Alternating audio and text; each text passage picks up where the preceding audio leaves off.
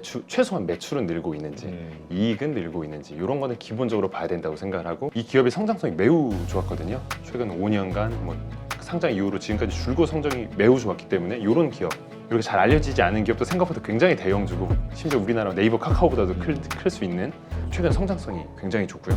재무적으로 봐도 굉장히 우량한 그런 기업이에요. 그래서 기술주에서 저는 하나를 꼽으라면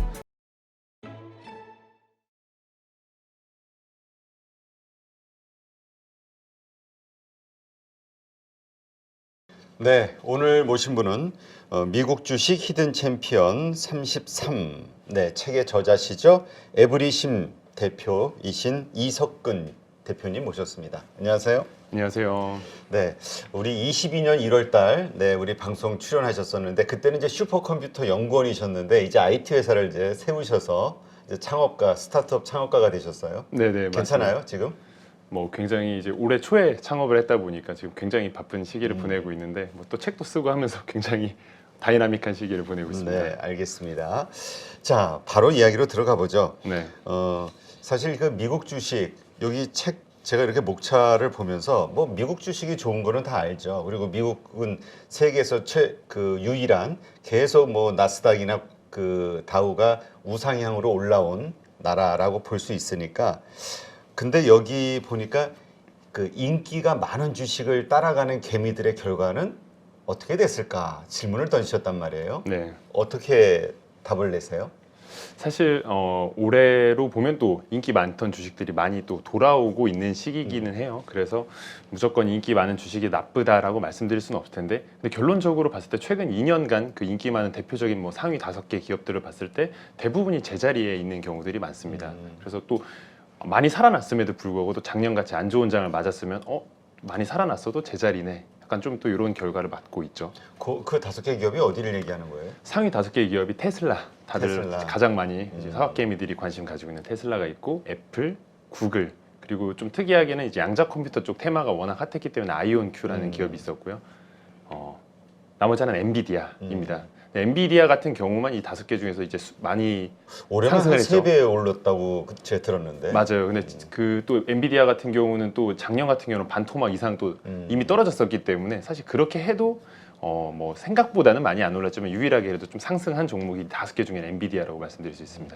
사실 우리가 참 미국에 대해서 모르니까, 미국 주식에 대해서, 그러니까 그냥 사실 많이 들어본 맞습니다. 그 유명 기업들, 그런 기업들을 일단 심리적으로 안정감이 좀 들고, 아, 그런 유명한 기업들이라면 알아서 잘 그 뭐 여러 가지 잘 하겠지, 이런 생각들을 하거든요. 네. 근데 그거 기준으로 하면 안 되는 거군요. 어느 정도는 이제 이해는 됩니다. 충분히 이해는 되는 게, 아무래도 뭐 애플, 구글 이런 거는 뭐 우리가 일상생활에서 접할 수 있는 그런 기업이기도 하니까 아무래도 안정감이 있을 수 있는데, 사실은 그런 종목보다도 뭐 테슬라나 아이온큐 같은 조금 더 핫해 보이는 종목들이 인기가 많은 것 같아요. 제가 이제 이 책을 쓸 때도 어떻게 보면 가장 좀 핫해 보이는 테마를 쫓아가는 게, 제가 보기엔 한국도 마찬가지죠. 맞습니다. 요즘에 전기차 테마가 핫하듯이 어떻게 보면 유사한 것 같은데, 이렇게 좀 테마와 핫한 걸 쫓아다니는 게 좀 위험하지 않을까라는 어떤 그런 차원에서 책을 그렇게 썼습니다. 지금 그 뭐죠, 한국도 뭐 초전도체니 무슨 뭐 맥신 뭐 하여튼 뭐 계속해서 별의별 테마들이 계속 나오죠. 그러면서 이제 거기에 이제 쏠림 현상이 몰아지면서 이 수급에 의해서 확 아주 그쵸. 크게 오르는. 맞습니다. 그러다 보니까 그런 주식 급등주만을 쫓아다니는 그런 분들도 있거든요. 맞습니다. 근데 이제 이 결과가 과연 좋을 것이냐. 저는 뭐 좋지 않다고 보고 있고, 웬만하면 어떻게 보면 사실은 사기 때문에 가격이 올라가는 건데, 사람들은 역시나 오르네그로 더 사는 효과를 통해서 계속해서 이제 어떻게 보면 거품이 쌓이는 건데, 사실 단순하게 물건으로만 놓고 봐도 이제 수요가 많다는 것은 결국은 수요가 많으면 수요에 의해서 가격이 올라갈 뿐인 건데, 그러면 거기에 맞는 기업의 사실 가치가 따라가지 못한다면 결국 그거는 좀 잘못된 거품이 꺼지게 마련이거든요, 장기적으로 보면. 그래서 위험하다고 생각하고 있죠. 그렇다면 어떤 주식을 사야 우리가 제대로 안정적이면서도 수익을 올릴 수 있을까요? 우선 뭐 한편으로는 유명하게 잘 알려진 종목이 안정감을 갖는 거는 충분히 이해가 됩니다. 왜냐하면 그만큼 강력한 브랜드 파워가 있다는 거니까, 그리고 독점적인 시장 지위가 있을 거니까. 그래서 그런 종목을 처음에 찾는다라는 것 자체는 나쁘지 않게 보고요.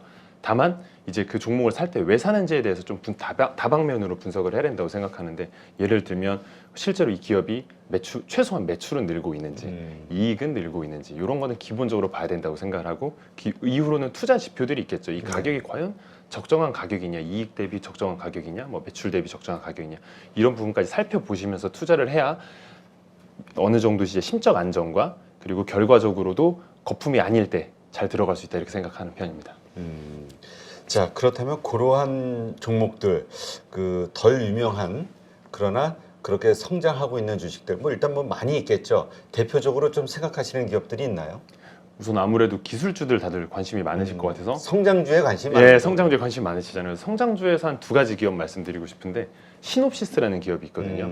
생각보다 이 기업이 거의 시총이 이제 한 8, 90조 정도 향해 가는 굉장히 큰 기업인데도 많은 분들이 잘 모르고 계시는 기업이에요. 이 기업이 어떤 기업이냐면, 반도체 분야에서도 이제 뭐 다양한 뭐 파운드리나 이렇게 다양한 분야들이 있지만 그 중에서 반도체 설계 소프트웨어를 만드는 회사입니다. 그리고 그 설계된 어떤 회로에 대한 IP 지재권을 또 이제 수익화하는 그런 기업인데, 이 기업의 성장성이 매우 좋았거든요. 최근 5년간 뭐 상장 이후로 지금까지 줄곧 성장이 매우 좋았기 때문에 이런 기업. 그리고 또 추가적으로 말씀드릴 수 있는 기업이 또 아리스타 네트워크스라는 기업이 있습니다. 아마 많은 분들이 지금 이 기업을 들었을 때 처음 듣는데 하시는 분들도 계실 것 같아요. 네. 이 아리스타 네트워크스라는 기업은 또 네트워크 장비 쪽에 특화된 기업인데, 뭐 전문가분들은 들어보셨을 수도 있는데, 뭐 스위칭, 라우터 이런 장비들이 있거든요. 그리고 이런 장비 기반으로 데이터 센터를 짓기도 하는 그런 회사입니다. 근데 이 회사도 굉장히 성장성이 좋고 재무도 우량한 그런 회사여서, 사람들은 생각보다 뭐 엔비디아, 애플, 구글은 다 알지만 이렇게 잘 알려지지 않은 기업도 생각보다 굉장히 대형주고, 심지어 우리나라 네이버, 카카오보다도 클 수 있는 그런 기업들이 있습니다.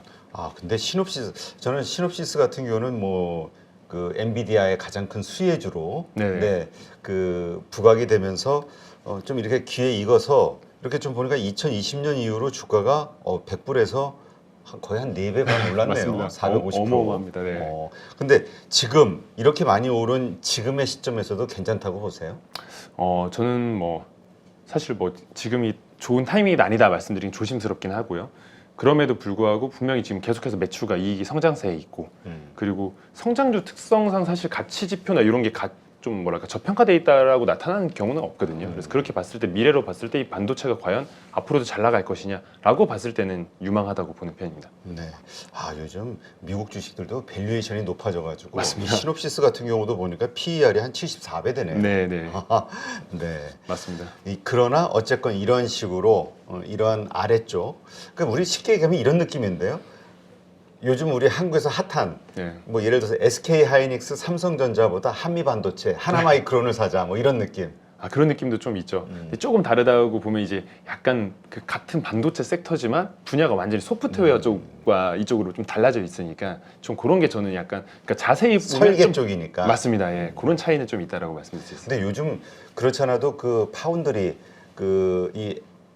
AI 반도체라든가 이쪽도 파운드리 그런 것들로 인해서 자율주행이 됐든 뭐 하여튼 계속해서 로봇과 관련해서도 그렇고, 이 AI 반도체의 확장성이 점점 커지면서 이 파운드리 쪽에서의 이 시장 확장 가능성, 이거에 대한 많이 이야기하면서 설계 능력을 가진 이 회사들의 이 부각이 네. 좀 크게 되지 않겠냐, 이런 얘기들이 있긴 하더라고요. 그런 점에서 봤을 때 어떻게 보면 이미 잘 설계해 놓은 반도체 IP들도 많이 가지고 있는 회사이기 때문에 또 강점이 있는 것 같습니다. 네, 알겠습니다. 이런 식으로 그런 그 미국 주식도 이렇게 좀 찾아볼 수 있다. 그렇죠. 사실 어떻게 보면 저희들이 맛집을 찾아다닌다고 봤을 때 그냥 인터넷 검색해서 누구나 다 아는 엄청 유명한 맛집이 있는가 하면 또 사이사이 곳곳에 진짜 숨어있는 나만의 맛집을 찾고 싶어 하시잖아요. 네. 어떻게 보면 주식도 사실 그런 관점에서 좀 접근해 보면 생각보다 많이 안 알려져 있지만 또 S&P 500이 이미 들어가 있는 종목이거든요. 이런 종목들이. 그럼 사실은 미국 이미 대표 500개에 들어갔으니까 사실은 또 이미 유명하다고는 할 수 있지만 대중들에겐 잘 알려지지 않은 이런 좋은 주식들이 많은 게. 네. 근데 그 우리가 소위 중소형주라고 생각하기에는 좀 어려운 게, 맞습니다. 이것도 보니까 시총이 한 700억 달러 하네요. 맞습니다. 근데 이거 대형주라고 대형주죠. 맞습니다. 대형주. 예. 대형주 가운데 하긴, 왜냐하면 저도 미국 주식 하다 보면은 중소형주는 왜 오르는지 왜 내리는지 모를 정도로 이 급등락이 되게 심한 게 많더라고요. 맞습니다. 예. 한국은 게임도 안 될 정도로. 또 상한가도 없으니까 하루에도 막 50% 넘어가고 이런 경우들이 있으니까. 네. 오늘 가지고 있던 주식이 50%가 오르는데 왜 오르는지를 모르겠고 맞습니다. 30%가 빠지는데 왜 빠지는지 모르겠어요. 맞아요. 그래서 이렇게 좀 안정성 있게 네. 대형주 중심으로 실제로 또 미국 주식 성적을 최근 한 10년 이상 분석해 보면 참 재밌게도 대형주가 평균으로 봤을 때로 성적이 더 높거든요. 아무래도 쏠림 현상이 좀 있을 수밖에 없는 게 아무래도 투자 회사들도 그런 주식들을 더 안정적으로 포트폴리오에 편입을 하고 또 ETF가 워낙 인기도 많고 이런 것까지 합쳐졌다고 봤을 때 아무래도 S&P 500 안에 있는 종목이 좀 괜찮다, 안정적이고 이렇게 말씀드릴 수 있을 것 같아요. 그 S&P 500에 들어갈 정도면은 일단 기본적으로 대형주라고 봐야 되겠죠. 맞습니다. 네. 네. 자, 이게 이제 요게 하나의 사례로 드신 거고 혹시 개별적으로 그러니까 개인적으로 정말 좋게 보는 주식 있으세요? 미국 주식? 저는 약간 좀 안정형 투자자기도 해서 그러니까 아까 말씀드린 그런 성장주를 사면서도 약간 또 이걸 해지하려고 그러면 난 안정적인 거 가져가야겠다. 그래서 역사가 좀 오래된 기업들 중에서도 많이 살펴보거든요. 예를 들면 페이첵스 이런 기업이 있거든요. 예전에 피터 린치도 책에서 말했던 기업인데 내가 와이프가 이 페이첵스의 이 페이첵스라는 회사는 그 인적 관리나 HR 소프트웨어를 중소기업에 제공하는 그 근태 관리 뭐 이런 것들을 관리하는 그 소프트웨어를 제공하는 회사인데 과거에도 피터 린치가 이걸 놓쳤을 때 와이프가 쓰고 있는데도 이 종목을 발견을 못해서 와 이렇게 높게 올라가는데 나도 놓쳤다 이런 주변에서 찾았어야 됐는데라고 했던 기업인데 아직도 계속해서 잘 성장을 하고 있거든요. 그래서 이런 기업은 또 심지어 배당도 많이 줍니다. 배당도 제가 알기로 지금 대략 한 3% 정도 배당을 주고 있어서 이런 배당주도 좀 관심 있게 볼 만하지 않나. 대신에 이제 뭐 많은 성장성을 기대하기는 어렵겠지만 적당히 성장도 하면서 배당까지 같이 주는 이런 종목 관심 있게 보고 있죠. 그러니까 그 성장주 그리고 한편으로는 또 배당을 같이 받을 수 있는 네네. 성장이 되면서 맞습니다. 네, 알겠습니다. 근데 이런 의견도 있어요. 이렇게 개별 주식에 대한 공부하는 게 참 힘들고 어렵다 보니까 그냥 QQQ, SPY 그냥 그 지수 추종하는 거 사버리면 되지 않나? 이런 생각하시는 분들도 있거든요. 사실 저는 개인적으로는 이제 책에서는 개별주를 소개하고 있지만서도 오히려 그냥 일반인들이 와서 저한테 만약에 주식 투자 어떻게 시작해요? 근데 미국 주식을 하고 싶어요라고 하면 저도 뭐 SPY나 요즘엔 VO 뭐 똑같은 ETF들 있지 않습니까? 이런 거를 저는 권해 드리고 싶긴 해요. 왜냐면 공부할 필요도 없고 사실 공부하지 않아도 그냥 S&P 500을 그대로 따라가기 때문에 미국 주식의 그 성장성도 누릴 수 있고.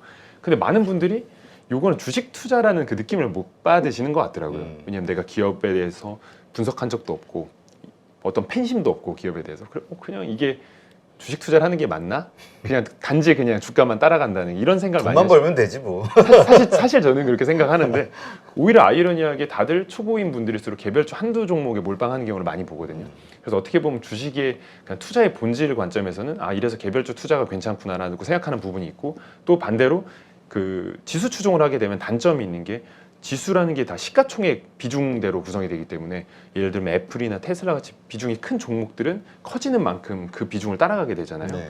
근데 개별주 종목을 투자하게 되면 오히려 비중이 낮은 것을 자기가 봤을 때 괜찮다고 생각하면 더 비중을 크게 가져갈 수 있기 때문에 사실은 시장을 뛰어넘는 투자를 하고 싶다라고 하면 개별주 투자가 또 장점이 분명히 있죠. 요즘 좀 공격적인 투자자들은 그래서 QQQ보다 한국 사람들이 또 화끈하잖아요. TQQQ. 맞습니다. 3배 치종하는 거. 네. 그러면 시장 10% 오르면 30% 얻는 거니까 맞습니다. 이런 식의 공격적인 마인드로 하시는 분들도 뉴스 기사를 보니까 상당히 많더라고요. 맞습니다. 순매수 순위 항상 TQQQ가 거의 최상위권에 있는 걸 저도 많이 보곤 합니다. 네. 하여튼 뭐 미국 주식 여러 가지 투자하는 방법은 여러 가지가 있으니까 그러나 어쨌건 우리 소위 한국 주식에서 막 제일 걱정하는 것 중에 하나가 상장 폐지잖아요. 맞습니다. 네. 그러니까 망하지 않을 기업을 선택해서 해야 되는 거. 네, 그러려면 기본적으로 봐야 되는 것들이 있겠죠. 재무제표는 뭐 당연하겠지만. 맞습니다. 사실 저는 우선 S&P 500에 있는 종목들을 보라고 좀 추천드리고 싶은 게 우선은 S&P 500에 들어간 종목이 상장 폐지될 가능성은 굉장히 낮다라고 생각하는 편이고요. 특히 뭐 국내 코스닥에 상장된 이런 기업들, 심지어 시가총액이 적당히 커서 뭐 코스닥 상위 뭐 10위 안에 드는 기업들이라고 할지라도 저는 S&P 500 안에 있는 종목이 더 안전하다라고 생각하는 편이고, 그럼에도 이 기업 투자하기 전에 꼭 봤으면 좋겠다라고 하는 부분은 기본적으로 매출이랑 이익은 봐야 되지 않나라고 생각합니다. 생각보다 많은 분들이 이 회사가 최근 뭐 한 5년 안에도 매출이 늘고 있었는지 이익이 늘고 있었는지 이런 부분들을 모르고 투자하는 경우들이 많거든요. 그래서 최소한 이런 매출 이익 부분은 꼭 보시면 좋겠고, 또 재무제표 보시면서 말씀해주신 PER이라든지 뭐 PBR 같은 기본적인 또 투자 지표들을 저는 또 꼭 보기를 권장드리고, 또 수익성 지표도 기본적인 것들이 있습니다. ROI, ROE 같은 지표들이 있는데 한 요 정도 지표만 보고 투자를 하셔도 상장 폐지를 면하기에는 굉장히 좋지 않나. 그리고 S&P 500에서 고르셔라, 이렇게 말씀드리고 싶습니다.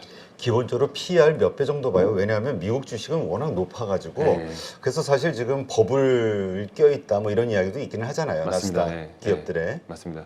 실제 뭐 PER이 사실은 기술주면 뭐 한 30도 잘 보기 어려울 정도로 매우 높은 상태죠. 그리고 미국 시장 전체로 봐도 PER이 높은 편이고 PBR도 엄청 높은 편이라서 사실 그 투자 지표 관점에서 봤으면 지금도 사실 버블이라고 봐도 이상하지는 않다고 아니, 생각해요. 아까 우리 시놉시스만 봐도 74배니까. 맞습니다. 그래서 사실은 그런 관점에서는 분명히 주의할 점이 저는 있다고 생각하기 때문에 뭐 PL이나 PBR이 너무 과도하게 높다. 그러면 좀 비중은 좀 그만큼 적게 가져가는 편이 좋다고 생각하고, 그럼에도 만약에 한 PL이 20선이다.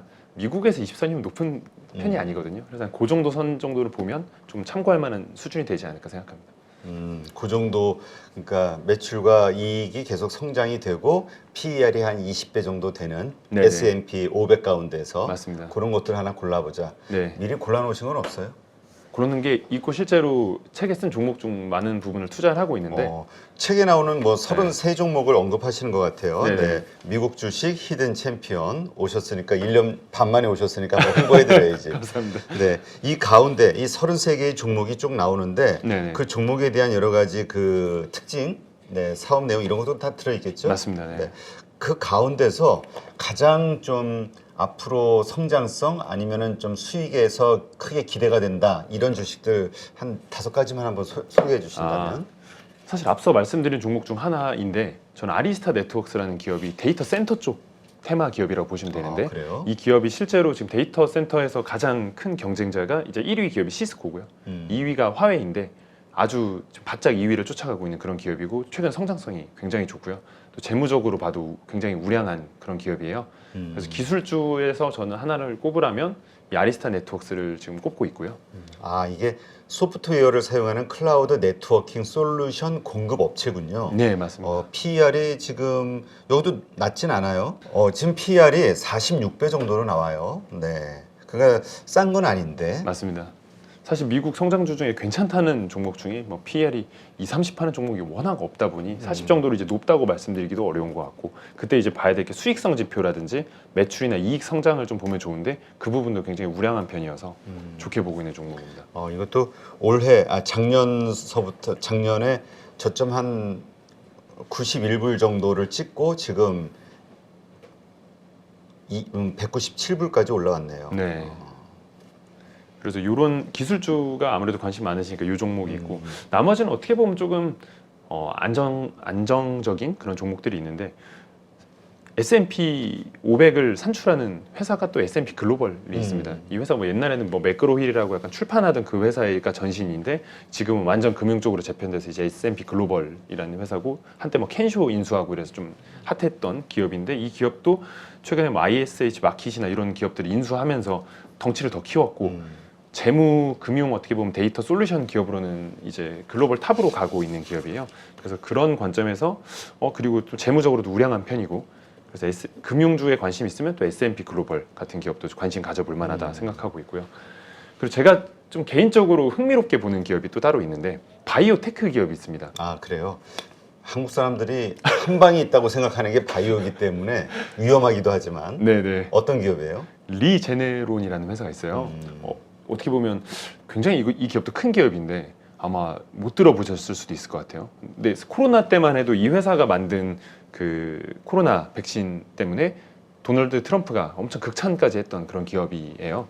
그리고 이 기업이 다니엘 클론 항체라고, 다니엘 클론 항체라는 게 이제 어떤 특정 딱 항원만 정확하게 잡아서 공격하는 이런 다니엘 클론 항체 기반의 신약을 만드는 회사인데, 이 회사가 사실 지금은 그 노인 실명 치료제가 워낙 대박 제품이 나와서 그 제품으로만 대부분의 매출을 내고 있는 회사인데, 그런 다니엘 클론 항체 신약들이 계속해서 발굴이 되고 있고 나올 때마다 이제 꽤 높은 매출을 차지하고 있습니다. 그래서 그런데 또 바이오테크 기업들 특징이 보통은 이제 어떻게 보면 미래를 많이 반영해서 미리 날아가는 측면이 있는데, 그렇다고 보기에는 가치 지표들이 별로 고평가처럼 보이지도 않는.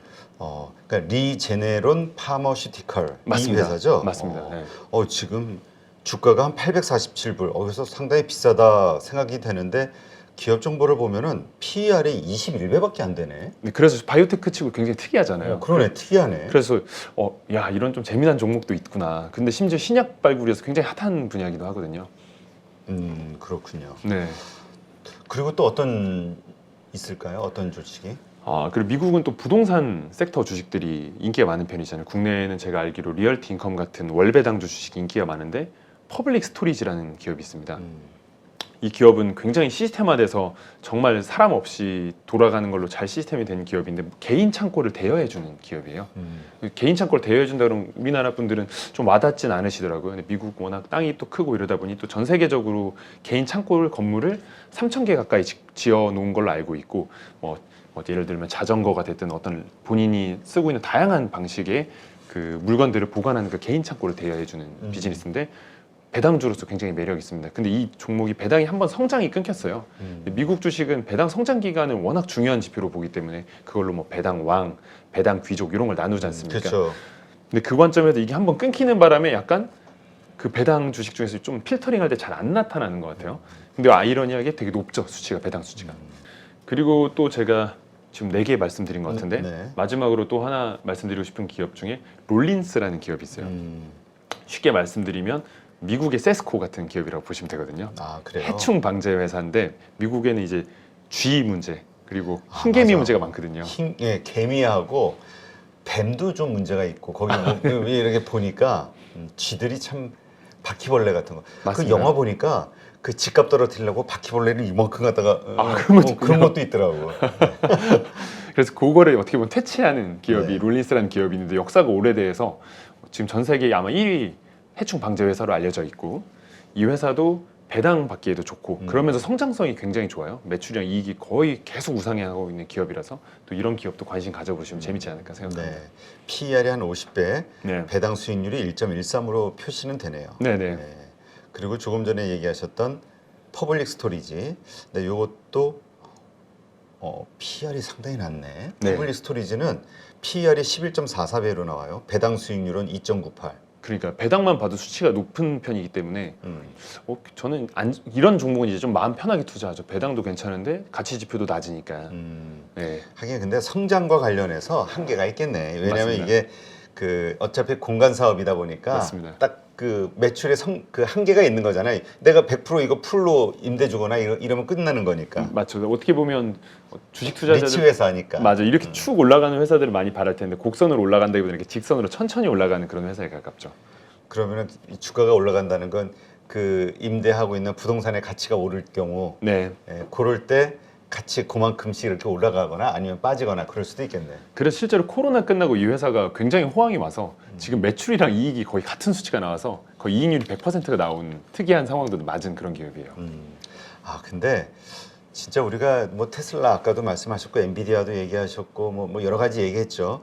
근데 정말 우리가 이 한 10배거에 대한 욕심이 있잖아요. 10배 오를 주식. 맞아요. 진짜 한 10년, 5년, 10년 가지고 있으면 10배 오를 주식. 이런 거 있으면 진짜 꼭 잡아놓고 그냥 있으면 되는데 네. 참 그게 어려워요. 찾는 게. 맞아요.